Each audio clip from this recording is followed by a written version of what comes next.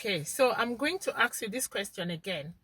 Hmm. Using an implement, to manage a child's behavior, does Right. this meet threshold for significant harm for an investigation to be undertaken under Section 47 inquiry? Hang on, checking that. For a parent-facing audience, I would put it plainly. If you use an implement to discipline a child, that is likely to trigger a Section 47 child protection inquiry. In other words, authorities may investigate to assess the risk of significant harm. The simple public message is don't use objects to punish children. It can bring social workers and other professionals into your family life, and it's not worth that risk. Okay, so yeah, that answer is good. So, Hmm. what are you advising parents to do when they have, when they're struggling to manage behaviors for their children? What is your advice to them?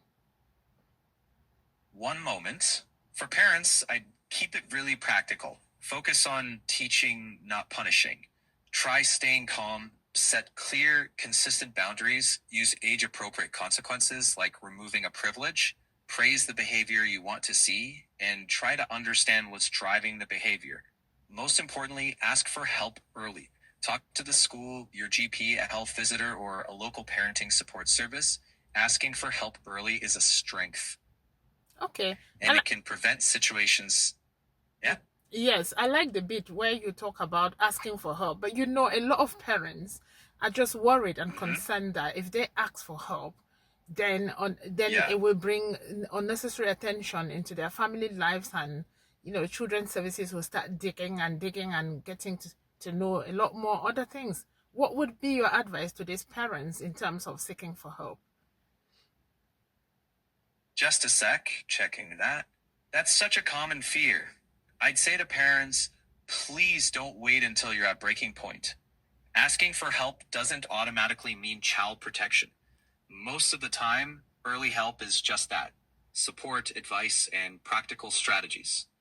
Professionals do have a duty to act if a child is at risk of significant harm, but reaching out early usually gives you more options and more support, not less. So the message is don't let fear stop you from getting support. No parent is perfect, and asking for help is a responsible step. Okay. No parent should be afraid of asking for help. The help is out there. Please make sure that, Mhm. you ask for help. Do not be afraid of children's services. Children's services are not there to take your children, as the narrative seem to say. And Right. yes, what else can you tell parents to be aware of then? One moment. I think what you're saying is really important. I'd add a few empowering points for parents. Remind them that children's services exist first to safeguard children, and whenever it's safe, to support families to stay together. Then focus on practical takeaways. Ask for help early, listen to your child, manage your own stress, be consistent, and work with professionals rather than against them. And maybe finish with something human, like every parent makes mistakes, but what matters is noticing, learning, and making changes. That keeps it informative, reassuring, and encourages early support without scaring people. Okay, thank you very much, and thank you all for listening. I'll be back again. Thank you. Bye.